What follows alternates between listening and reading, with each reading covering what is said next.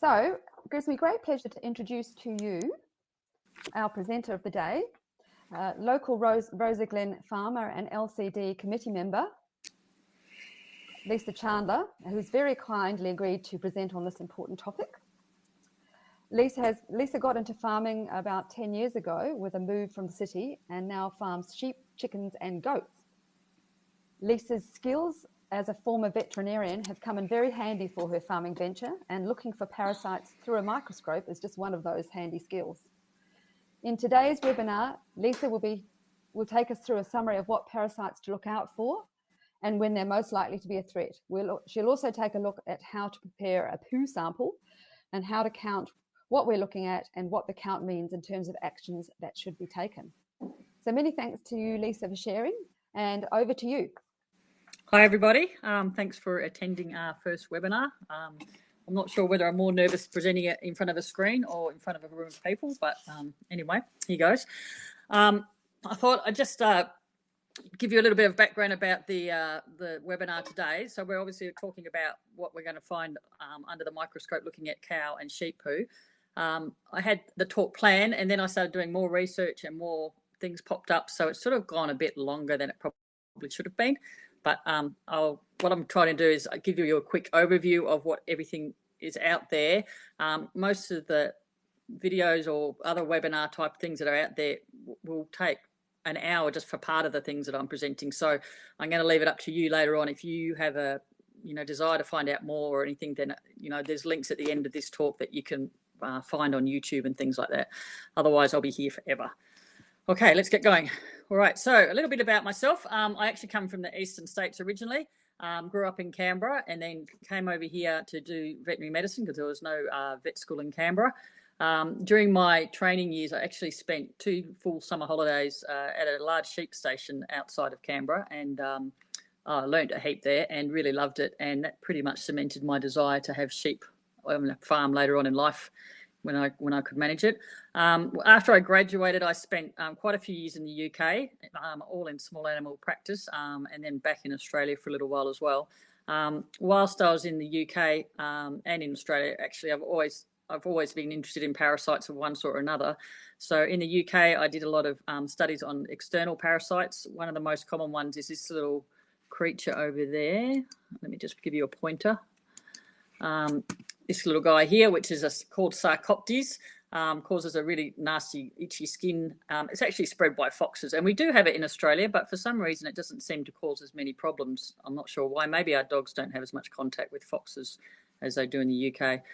The other parasite that is more prevalent in Australia certainly is this in dogs is heartworm. And so I spent a lot of time doing blood smears and looking under the microscope for this, what we call a microfilaria.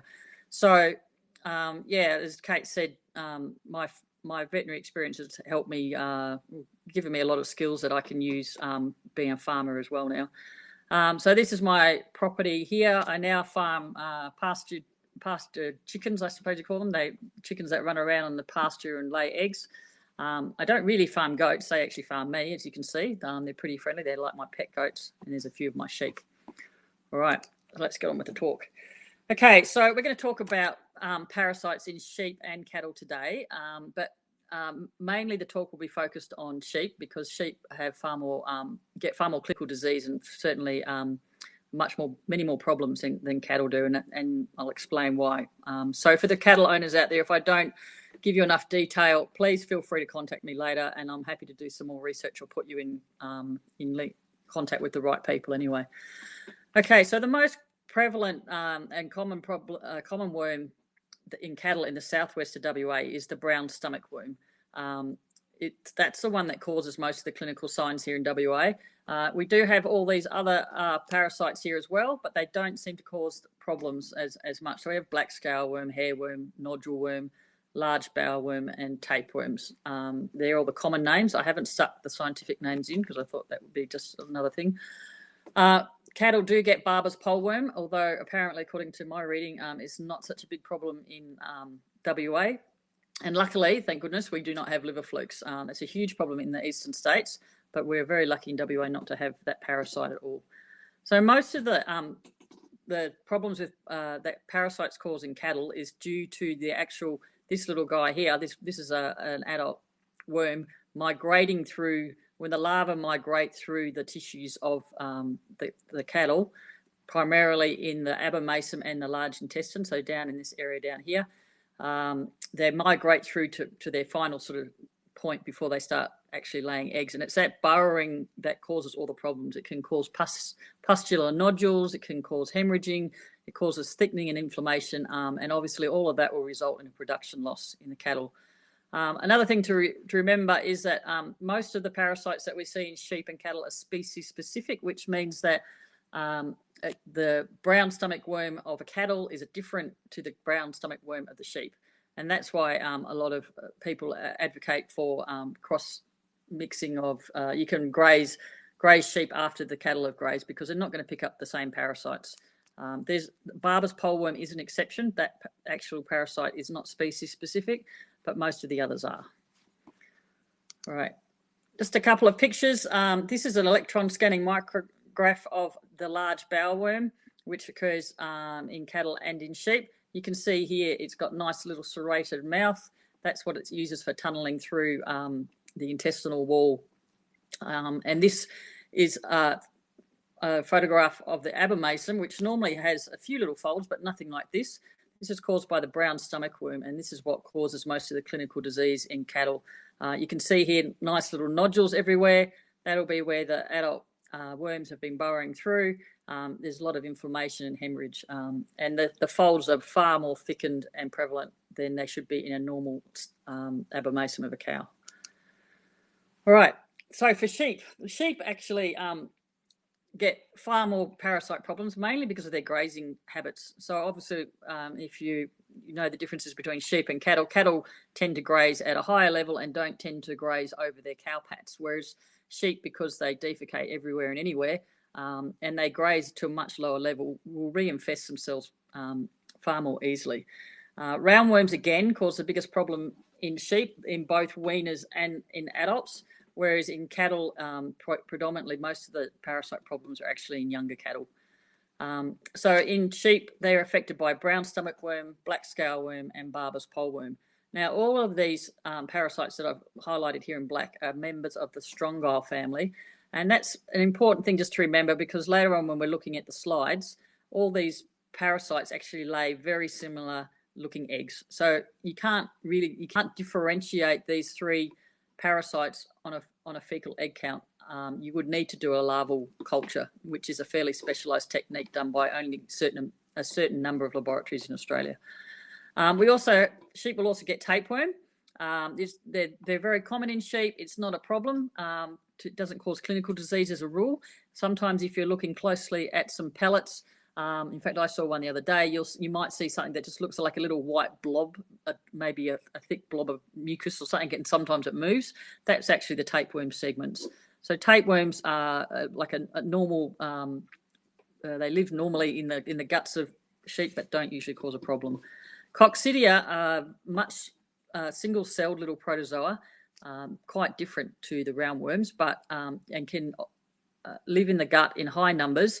They don't usually cause a problem in adult animals. Where we see the problems is in newborn cattle, calves, and in newborn lambs, but usually only if they're in situations such as being housed indoors, like in Europe, where they have to often house them indoors.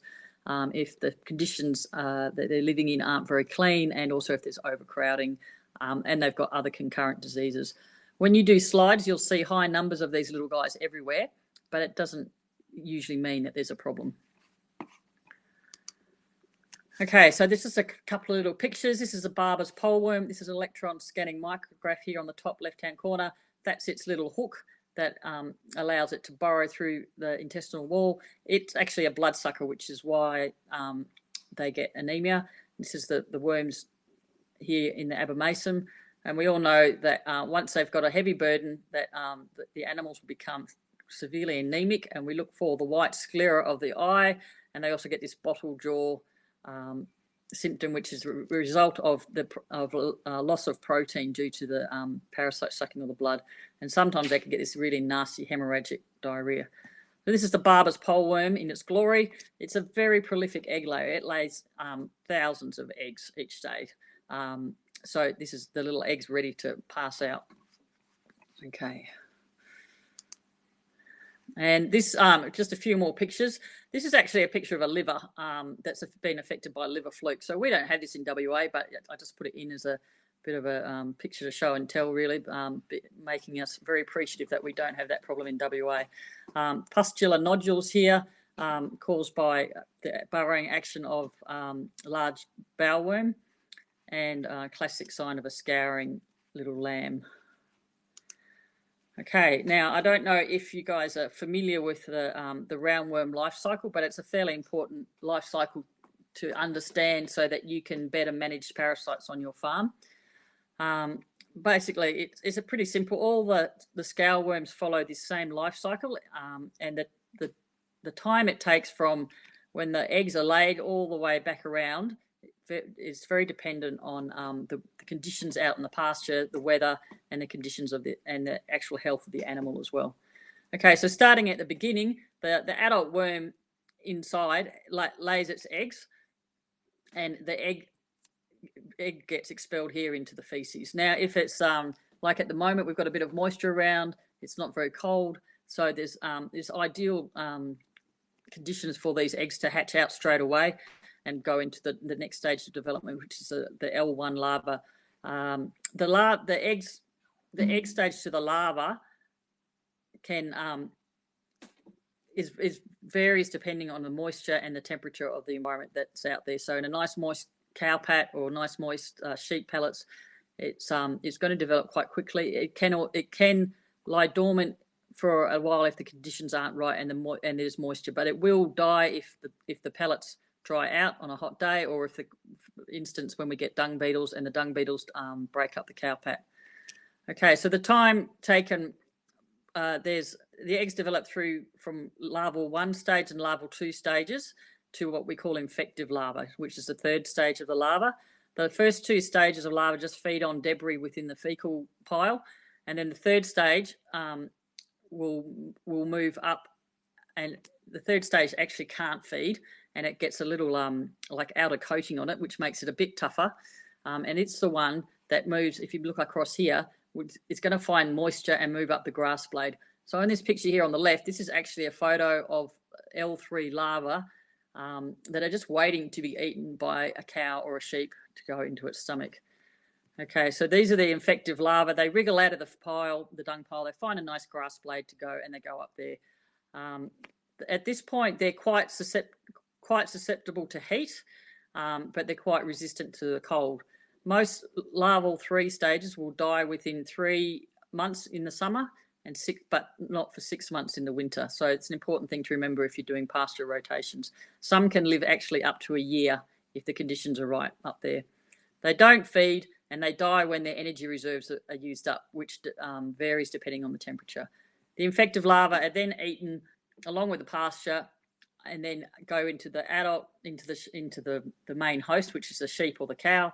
They do their tunneling and their migration through the tissues, and then the cycle starts again. Okay, in ideal conditions, it can take 18 days to go from egg back to egg, basically. But some of the parasites can also lie dormant within the actual animal's tissues themselves. So it can take up to a year for the whole cycle to keep going. Okay. All right. So what are fecal egg counts? Fecal egg counts, or worm egg counts, it's a simple procedure that can give you a really good indication as to how heavy a worm burden your animals may have, and whether drenching is in fact required or can be avoided or delayed. It can tell you whether the drench you're using is effective if you repeat the test 2 weeks after you've drenched. It can tell you also whether the animals, if you've got animals with scales, is it in fact due to worms, because there's a lot of metabolic diseases and other problems that can cause production loss and scouring in animals. It doesn't just have to be worms. And there's no point pouring expensive drenches down your animal's throat if in fact it's got other problems. So especially for individual cases, this is where if you can do an individual worm count on the animal and find out, at least rule out that it is or it isn't parasites, it's a very useful tool. It also allows you to select for genetic resistance to parasites. If you're testing your adults, breeding animals, and you're finding low counts, they're the ones that you want to keep for breeding, because that means they've developed their own natural immunity, and they're not likely to be susceptible to parasite burdens, and you may not even have to drench them nearly as often either. So they're the ones that you want them to pass on that genetic strength to their offspring. It's also a really good test to just assess the egg burden on your pasture. If you have a heavy egg burden in autumn and you're doing set stocking, even if the animals are okay, it's sort of like a warning sign that says, okay, when the rains come, or early winter or in springtime, we're going to have a bit of a problem here. So we need to watch or be ready to drench. Whereas if it's a pasture that you're about to spell and rotate, you can think, well, okay, I'm going to empty that pasture now for 6 months. It doesn't really matter, okay? And I'll make sure I check the animals next year and just watch them. Okay, it also will identify worm types to a point. As I said, a lot of the eggs are very similar, but there are some eggs, as you can see just from some of these pictures, that are quite different, and you will be able to recognise them quite easily after a bit of practice. Okay, that's it. First question break, guys.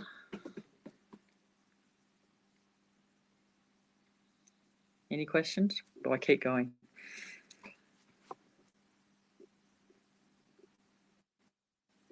Extremely well, Lisa. Anyone? Oh no, one. I've just got one here. There we are. Let me just put it up there on the screen.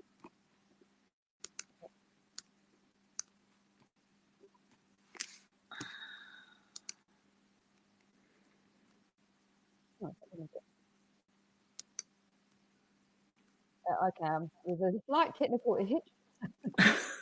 The question is not seeming to want to sort of pop up on the screen, so I'll have to read it. So the question is, how long can parasites stay dormant for? Okay, they can stay dormant for up to a year, depending on the parasite type. So, for instance, the brown stomach worm, it needs to have a daily maximum temperature of 8 degrees, and it also needs about sort of some 10 to 15 millimeters worth of rainfall.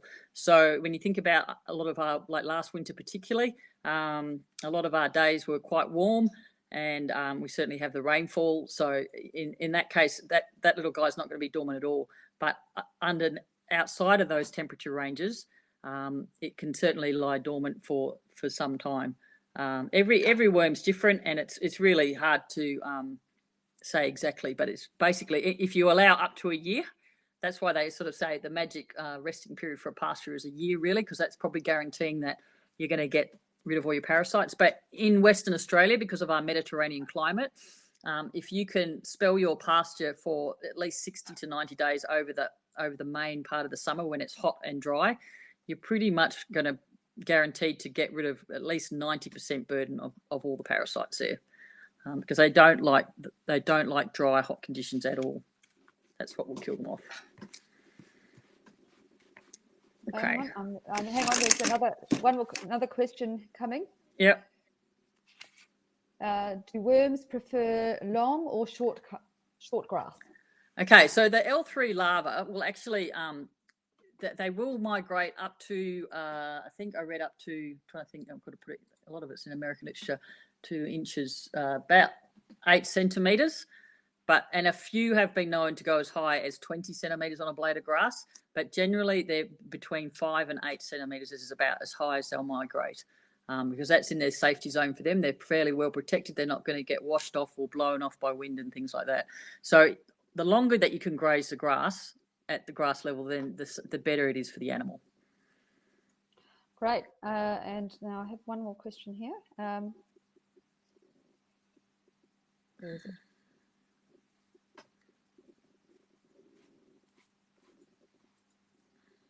Oh, no, sorry, someone's having technical issues. So we can carry on with the presentation. Okay. Thanks, All right, Lisa. we'll keep going. Okay. All right. Next one, we're up to. Okay, so we're just going to talk a little about worm testing and who you do it for and when. Now, with cattle, they're very different to sheep because they tend to develop a really good immunity to parasites as they get older. And in fact, from the research that I've been doing over the last few days, because I'm not a cattle farmer, in WA, really, particularly for beef cattle farmers, they really say that you probably don't even have to drench your cows after the age of 2. They're really going to, providing that you're doing rotational and good grazing and good pasture management, there shouldn't be a reason that your cows will get clinical illness over 2. And considering most of the, even that, and that applies even for the breeders. So, you know, it's very different scenario to sheep. So ideally, when we're looking at doing worm tests to actually look at the burden, we want to look at the young. We want to look at the young heifers and the weaners, and any animals less than 2 years of age, if they've got problems. I mean, it's certainly a good idea perhaps to do a test in these guys on an annual basis, just to give you a bit of a picture as to whether you actually have a heavy burden on your farm. You may have a lot of parasites there and your adults may be fine, in which case you don't need to do anything for your adults, but you certainly might want to address the younger animals and be on top of drenching for them. So the highest at risk for collecting parasites are weaned calves on pasture that have been grazed by cattle in the previous 12 months. So just because the adult cattle may not be showing signs doesn't mean that they're not passing eggs, okay? They're still going to be passing parasites. It just means that their immune system is able to actually keep the parasites at bay and they're not getting sick from it or losing any production. Most animals greater than 10 months develop good immunity and therefore may shed few eggs, although animals up to 2 years of age will still need drenching. And as a rule, in cattle, egg shedding does not correlate well with the burden of eggs of parasites they might actually have, and this is because of the immunity, the immune system in the cattle actually working. So they could have a heavy burden inside them, but their immune system it can actually sort of destroy the eggs before they're coming out or suppress the egg production. But so that's an important thing to realise with cattle. And one thing that I'll talk about later, because I just discovered this only in the last sort of day or so.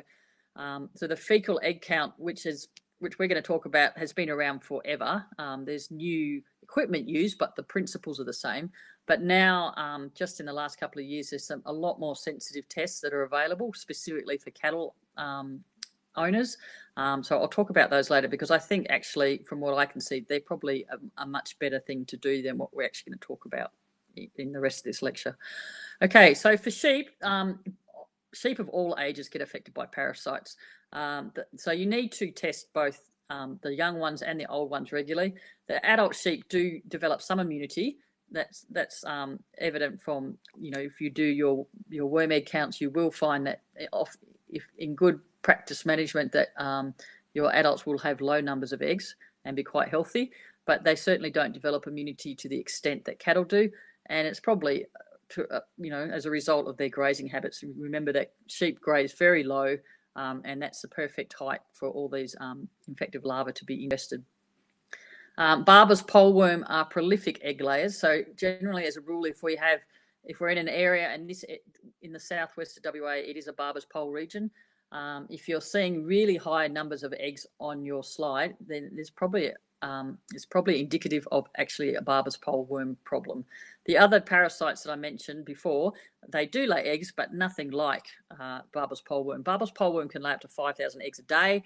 The other worms are laying maybe 100 or 200 eggs a day. So there's a big difference.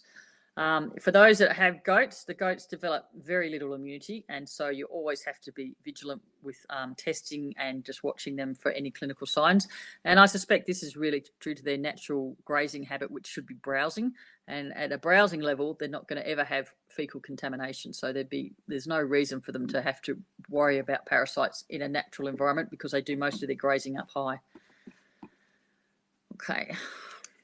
So we're going to move on to the actual what a fecal egg count is and how you can do it at home. I'm just going to tell you that, I mean, I did this procedure when I was at university, and then I didn't do it again for about another 30 years. So I had to, you know, teach myself again. I'm not an expert. There's a lot of information out there. There's fantastic videos, YouTube things that really go through step by step on how to do it. And if you want to do that, I would thoroughly recommend that you watch some of these YouTube videos. I've put some links at the end of this webinar about them. But it is, anyone can do this procedure. You just need to be patient and consistent, and be prepared for a bit of practice. Obviously, it's just like everything. You're not going to be an expert straight away. The more that you do it, the better you're going to become. But it's not difficult, and there's not a lot of equipment you need, and it's really fulfilling actually, and satisfying when you look at the under the microscope and go, wow, I can see everything. Okay, so what you need is some gloves, unless you want to get poo all over your hands, some good digital scales, which you can buy these. All you need to have is ones that are weigh up to 200 grams and 0.1 gram sensitivity, and you can get them for about $50. They're not expensive. A compound microscope.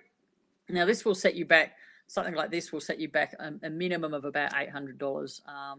But if you consider the cost of if you're drenching a big mob of sheep, it will pay for itself very quickly. Other bits and pieces, pop sticks, strainers, all this stuff, it's all listed. I can give you a complete list, but as I said, if you look at any of these YouTube things, they have all the equipment, and it's pretty, just follow it step by step. This is down here on the left-hand side is a counting chamber. This is called a universal Whitlock slide, and this is calibrated so that when we put the fecal solution into these chambers, you can actually see grids. I'll show you a picture in a minute, but you'll see the grids, and you're going to count up and down the grids to find out how many eggs are in your sample. Okay, so collecting sample. So there's a few options. You can either collect it individually, in which case use gloves, and please use lubricant just to be nice to the animal. Or you can put the mob, if you've got a big mob, you can put them into a corner of the yard, just move them gently, let them settle there for a few minutes, and then move away quietly and let them move away quietly. And if you go back to where they've been, and you should be able to find fresh piles of pellets, and you're going to pick up, generally for a mob 50 or bigger, you want to pick up about 40 samples, so a pellet from each sample or thereabouts. For smaller mobs, you might only pick up 10 samples. So you just want something that's representative of the size of the mob that you're looking at. The other option is obviously if you're moving them into the yards or something, you could, if they're moving along the laneway, you can pick up fresh feces as they move along. And I guess if you're really desperate, you could make a lot of these and put them on all your sheep. Once you've got your sample, the most important thing is to get it onto ice as soon as possible. Put it in a clean plastic bag. So put it on ice, have the esky with you if you're out in the field, or put it in the fridge. Once it's in the fridge or on ice, it's quite safe for about 7 days before you look at it. If you leave it at room temperature or higher, what will happen is the eggs will start to hatch out, and then you'll have larvae rather than eggs under the microscope. Okay. Just going back, with the cow pat sample, cow pats are different to sheep, and because they're so big, and the eggs aren't evenly distributed within the cow pat. So obviously you want to choose, either see a fresh cow pat being deposited, or you can do a direct rectal sample if the cow's in the yards. But you need to take 3 or 4 samples from each cow pat. Now with each, there's different of those counting chambers. There's different brands, there's different types, there's different methods, and you just have to find the method that will suit you best, because if I go through one method today, you might end up getting a different brand of slide or counting chamber, and then it will tell you to do something different. So I'm not going to give you specific figures. Just to say, at the moment, for the samples that I was doing, it was 2 grams of sheep feces when you actually do the test, but you'll collect maybe 100 grams, mix it all up, and get 2 grams from that. And with cattle, it's about 10 grams. So, the volumes are obviously different, but as I said, each test requires slightly different amounts, and whatever piece of equipment you get to count your eggs will give you the full instructions with it. So I won't go through that sort of detail today. Okay, so just going through the actual procedure. So this is what I do. I get my poo samples in a bag, and then I got these the other day when there was a lot of moisture on the ground, so they were pretty soft and squishy. So I just left them in the bag and squished them all around, mixed them up. If they're dry, such as in the summer, sometimes the pellets of the sheep can be very dry. even though they're fresh. You can use a mortar and pestle. You can buy a small little fruit presser, like mini NutriBullet thing that will whiz them up. Whatever way you want them all squished up anyway. Okay, and then what you do is you grab your little plastic cup, you tear it first to make sure it's 0, and then you're going to add in this case, I added 2 grams of the feces from this bag into here. And then what I do is add 2 mils of water, just to mix it with a pop stick, just softens it up. I put it back in the fridge just for about 15 minutes. Again, you need to keep it cold, but I put it back in the fridge for 15 minutes, and then that just buys me time to get everything else ready. The one thing you do need to make up is you will need to make up your own flotation solution. Now, you can buy commercial ones, or you can just make them up from home. The ones from home are fine as long as you do it correctly and you know it's the right specific gravity. So I've written 3 different types here. When you make the sugar solution, which I actually have come to prefer the most, it is quite thick and viscous compared to the other ones, which are quite runny.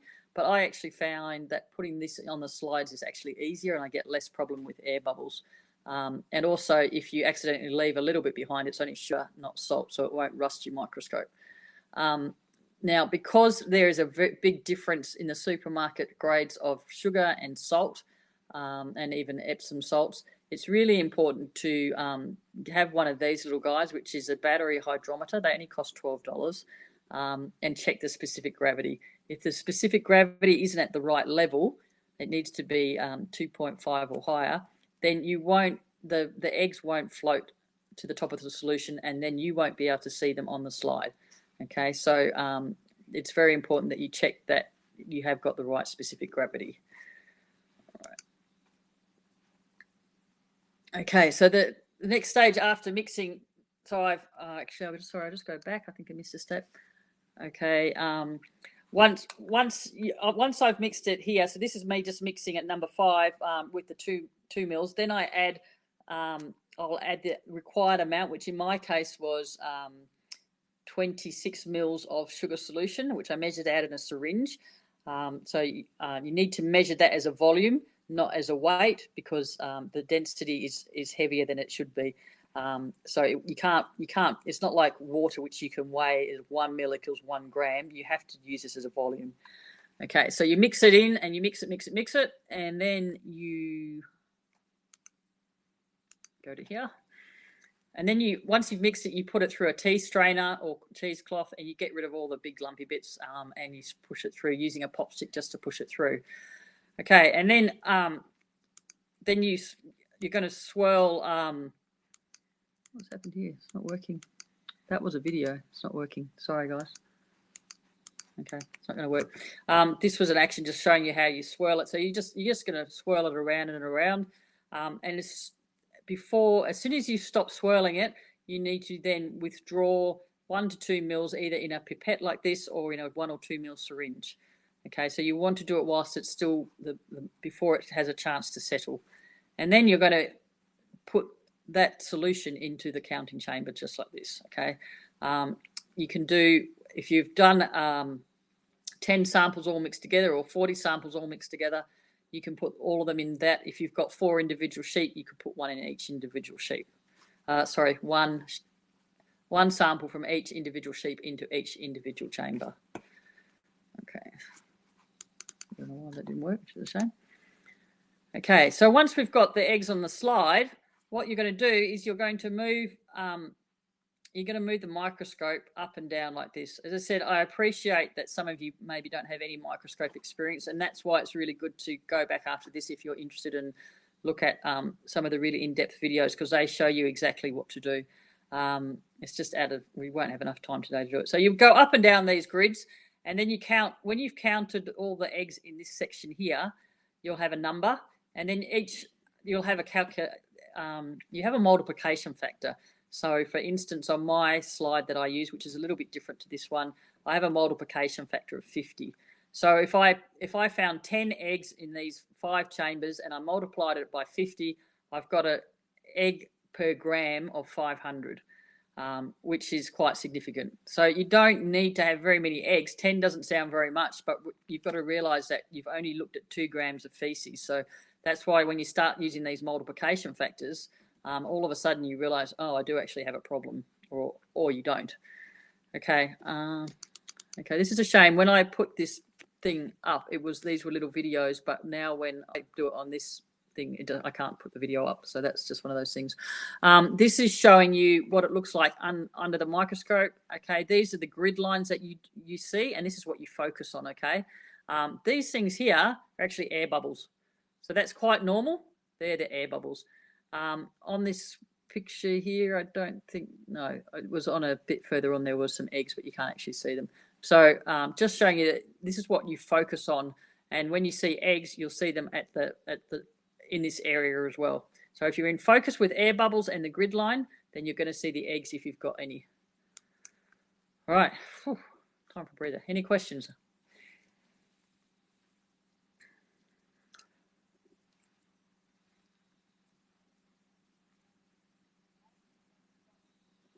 Good. Too much overload. Yeah. Well, I have a question though.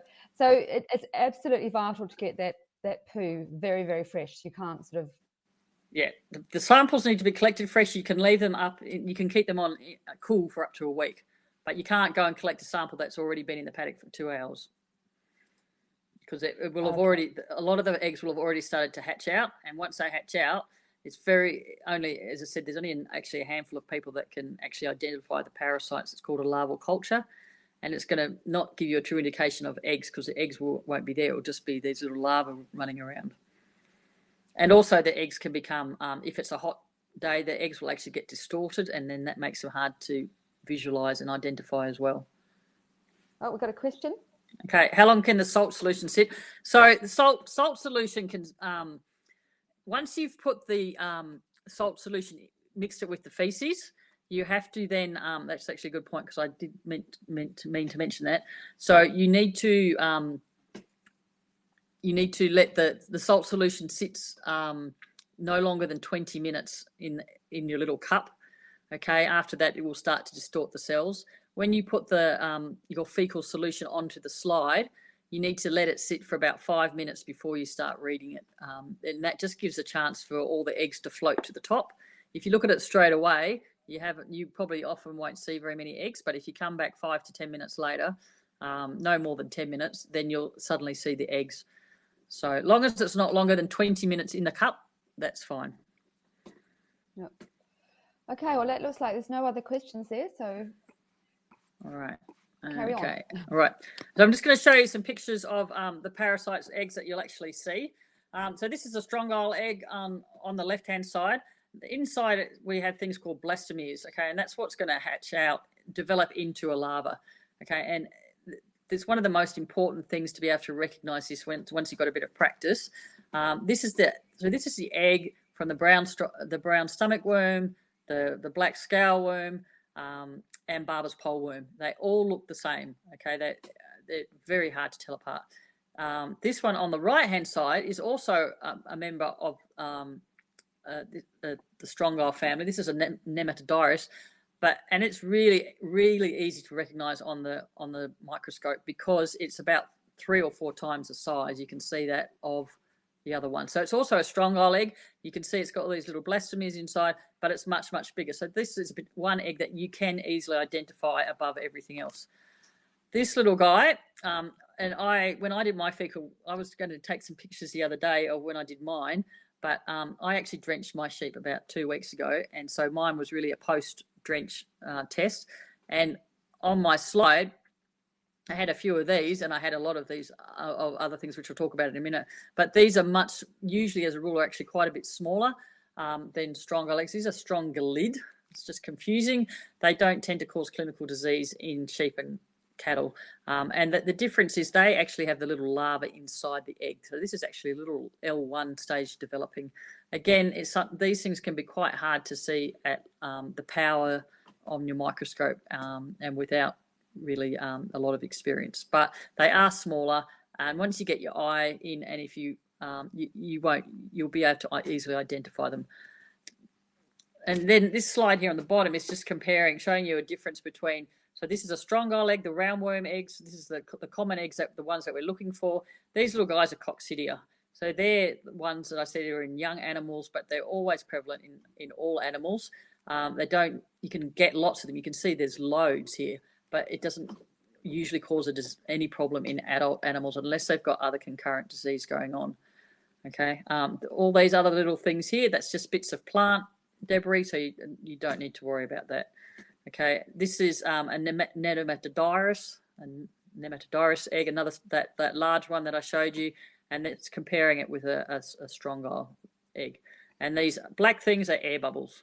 Okay, this is more of a reference and you can go back to later, so I'm not going to dwell on it too long. Once again, coccidia, you can see they're a single-celled organism, and like similar to air bubble size, they're quite tiny. Okay, so we've got the strongyle eggs again, and we've got the little coccidia just in there as well. Okay. And the other thing is when you're looking at the slides, you get to have a feel and you recognize them because of the size. Okay, so we're looking at the group of eggs that we're looking at is these ones here, the strongyle eggs, and you can see that they're much bigger than the little coccidia that we're going to start, that you'll see lots of numbers in. They're also quite a different shape to tapeworm. And then you've got the nematodyrus, which is the much bigger one. So again, it's getting your eye in, practice. It's like everything, it's just experience, but you will be able to recognize these, so don't panic. Okay, so when should we do worm testing and when should we drench here in South WA? Now, I don't know if many of you are aware, but the wormboss.com.au is a brilliant site. It has so many useful test tools and all sorts of things. I could spend hours on it, actually. It's really informative. It has a really fantastic drench decision guide, which you can do step by step. It's interactive. You load in you might have a sick lamb and it's summertime or something. It will ask you all these questions and it will come up with a decision that will give you a good idea of whether you should be testing, drenching, weighting. It's really useful tool. But in a nutshell, it basically says on this website that here in the southwest corner, we have a very favourable climate because of our long, dry, hot summers, which really help to break up the parasite life cycle. Generally, it's actually only recommended that we drench adult sheep in March and April, sometime about 2 weeks after a decent break or rain event. The weaners and hoggets are usually drenched early in the summer if you're doing May, June lambing. For later lambing breeds, such as the Wiltshires, then you're best to drench the pregnant ewes about 3 to 6 weeks before the lamb drop. But do a test first, ideally, because if it's really low, you might not need to test. But you certainly don't want the sheep dropping when their immunity drops with lambing. Then usually they will also release a lot more eggs from their body as well. So you don't want the young lambs to be, ingesting lots of eggs if they don't need to. Okay, so worm control can be made more efficient using worm tests over a couple of years. This is a direct quote from this website, by the way. Just to determine whether a routine drench or a worm test will usually be appropriate. For example, used in the early summer and mid-autumn in this area here, where a summer drench is not justified, but an autumn drench is usually needed. So yeah, this is why it's really important. Probably if you're thinking about normally drenching in January and February, do a worm test first, because if the numbers are low and the animals are healthy, well then there's no point giving a drench. It's just money down the drain, really. You do need to do pre-lambing drenches for ewes, often given routinely, but not always necessary, like I was saying above. Okay, now this I stuck in some information onto this drench decision guide, and this is what it came up for. I just said I had weaners and hoggets that were not showing any clinical signs, and that it's early autumn. That's what the questions it asked me, and then it comes up with the answer. If you have weaners and hoggets now that are showing no clinical signs, then worm test at approximately 6-week intervals, starting 6 weeks after the autumn break until late spring. So basically, you're going to do the worm test when the grass is green, because when the grass is green, there's moisture, and that's when those infective larvae are going to migrate up the grass and into your animal's mouth. So you treat with an effective drench generally if an average egg count exceeds 300 eggs per gram, or for a different threshold as agreed by your animal health advisor. As I said, that was a quote. That's just to give you an example of what this website can give you. The general consensus in egg counts is that if you adult sheep under 250 eggs per gram, you don't need to do any action. 200 to 500 eggs per gram. If there's clinical signs or you've got production loss, then you should drench. But if you haven't, then maybe you should watch carefully and repeat the test in 6 weeks. And if it's greater than 500 eggs per gram, then generally you would drench. However, it's even in the worm boss that goes into further details about recommendations of these thresholds for young animals, which usually you don't want to have as high a level as that. And also if you suspect it's mostly Barber's poleworm, which are prolific egg layers, then you can actually have a higher threshold before you need to drench. As I said, all that information is on that website. It's really useful to go through. Okay, so a few handy tips regarding doing the tests. Just work out whichever method you decide to do. Just stick to it for at least a while. Be consistent. You'll always get better results the more you do it, and if you're familiar with everything that you're doing. It's a scientific procedure, and if you want to have relevant results, you need to work slowly and methodically and accurately. You just need to make sure your equipment is accurate and clean, and never be afraid to ask for help from someone. You know, most people would love to help out people. There's lots of information on the internet. I think having a fellow farmer around for a tea and a poo session, you know, you can have a cup of tea and look down a microscope together and see if you're getting the same results. You can both bring in samples, and that way you can actually see if you're seeing the same things. And it's also a really good idea to send off. You can obviously send off worm samples. You can send off fecal samples to laboratories. There's plenty in WA. The list of all the laboratories you can send to is actually on that Worm Boss website. So you should send off some samples 1 to 2 times a year, just to see that you are on the right track, so that you're getting similar counts to what the experts are saying as well. But, you know, even if you just do these counts as a ballpark figure, if you're doing them regularly, you're going to see the changes anyway. So even if you're not, you know, super accurate on the counting and everything, you'll know after a while that, hey, you're looking at a sample and it's full of eggs, or you're looking at a sample and there's no eggs. So, you know, it's just a really good tool. Having said that, if you don't want to do anything to do with microscopy, you don't have to do all this hoo-ha. You can actually just get the kits from, I think Landmark actually stock them in, and you just collect your sample of poo, and then you pack it up and you send it off to the laboratory, and they'll give you all the answers. And they're not expensive. They're usually about $30, $40 to get a sample read. And if you want to, you can even ask for a larval culture, which means they will tell you what type of parasites you have in your poo, because they will wait for them to hatch out and identify the actual larvae that are there. So, you know, don't think that just because you don't want to look at microscopes that you can't get counts. You can.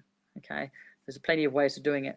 And as always, the best way to reduce the costs of drenching and parasite infestation is to practice a combination of resting pastures, good animal nutrition, doing regular worm tests if you can, rotational drenching to prevent drench resistance, and always make sure that you obviously drench into the right weight of the animal. Okay. I'm just going to show you. So this is just the front page cover of, this is from the Worm Boss. This is about a 25-page document, which you can download. It's really interesting reading. It tells us all about, you know, everything to do with parasites in our specific corner of the world. So that's for sheep people. For cattle people, the MLA website is actually really handy. This is part of a 2-page document that will, you know, tell you at what time of the year really you should be worming. It also talks about the different parasites, what to look out for. So that's very handy as well. Okay, and originally that was going to be the end of my talk, but then I found some really cool stuff, and I get very excited about this sort of stuff. So now there's new stuff out there, and I had to tell you about it. So this is really cool, and I'm really sad that I won't be able to show you the video on it because it's obviously not going to work, but I can show you the picture anyway.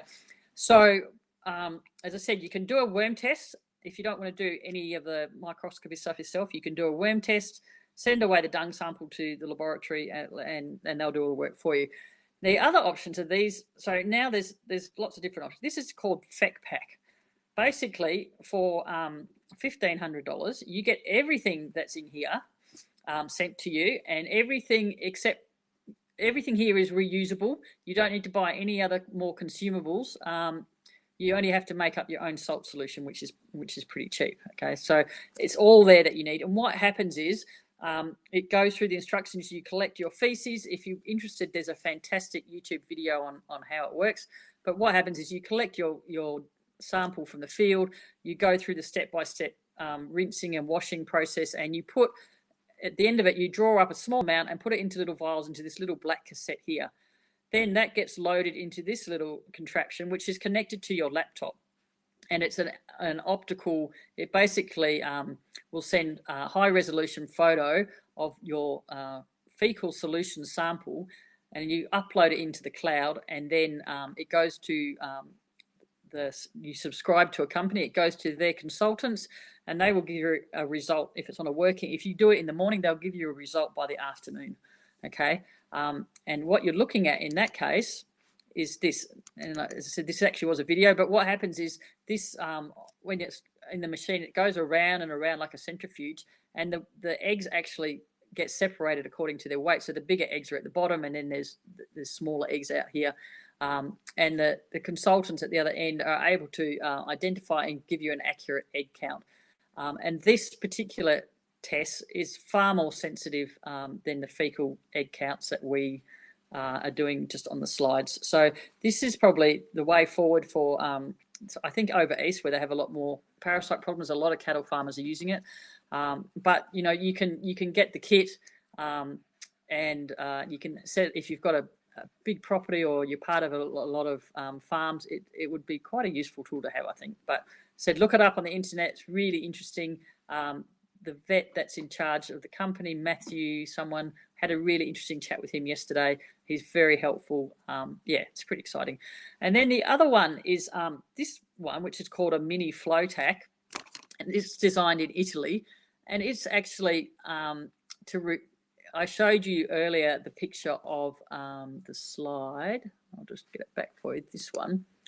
So this is a universal Whitlock slide, which you can buy here in Australia. They cost about $150. It's a slide that sits on top of your microscope stand, and you count the chambers, okay, and you do the calculations. This one from here is a disc, and it has counting chambers too, and you fill those. The beauty about this is that you can actually get to higher power. It's a thinner piece of apparatus than the other one, so you can actually get down to 40 power, whereas on the other, using the universal slide, you can only get down to 10 power. So it gives you the opportunity to actually look more closely at the eggs, because it's going to be a higher magnification. It comes, you get this little guy, and you get a couple of little mixing pots, special mixing pots, and again you make up your salt solution, and the whole lot costs about $130, which is, so it's the same price as buying one of those slides. But I think that this is the way to go, and this actually has a sensitivity of about 5%. So you're going to miss out, 5 eggs per gram. I think this FEC pack is down to about 2 eggs per gram, and the counting slides are about 25 eggs per gram. So you can see there's a big difference in sensitivity for these. And I think, you know, this looks pretty exciting and affordable as well for the everyday farmer that wants to do it. You do have to have your own microscope. That's the only thing. But everything else is, all the other stuff is provided that you need. That I think you do have to have your own. You have to buy your own digital scales. But it's pretty exciting. And then the other thing is that there is a smartphone apps being developed as we speak. I mean, everything's on smartphones. So apparently there's one out for horses, which they're trialing at the moment. But you know, I wouldn't be surprised if soon we can do stuff and just put a little fancy camera on the back of our smartphone, take a photo, and you know, we'll get results that way. So it's pretty exciting. Anyway, phew, that's it, guys. There ain't no more. Did I lose anyone? Oh, just under an hour. Well, I sent her a reminder, but no, it was brilliant, and I'm sure nobody wanted you to finish earlier than that. And I, for one, feel a lot more confident about having a go at doing some of this counting myself, and great to know about those other options if I don't feel that great about the microscope side of things too. I'm not sure how many of you actually own your own microscope, but if you don't, we do. We were fortunate enough to get one through some Lottery West funding. So once these COVID-19 restrictions are over, we'll be more than happy for anyone to come to the office with the samples and do their own counts. Just give us a call first to make sure that we're there or that someone isn't already using it. And Lisa, correct me if I'm wrong, but you very kindly also offered to maybe help people having a go. Sure. So we'll sort out some hands-on opportunities with Lisa as maybe we do some wet labs or something together, like group wet labs or something. That'd be good. Yeah, later in the year when we're able. Okay, so lastly, many thanks to you, the audience, for joining us for our first webinar. We hope that you enjoyed it. And thank you for your patience with me just having my webinar learner's license. If I can, before you go, if I can just ask you to complete our evaluation survey. I'm not sure where it's gone. I've got to close that one. And I've left my email address at the bottom. As I said, I'm not an expert, but if anyone has any questions or wants to email me, I'm happy to do the research and find out the answers for you if I don't know them. So feel free to email me. That's fine. Yeah, terrific. Thanks, Lisa, and thanks everybody. And as I said, just if you wouldn't mind filling in our survey summary before you go, that would be marvelous. Till next time. See you, everybody. See you.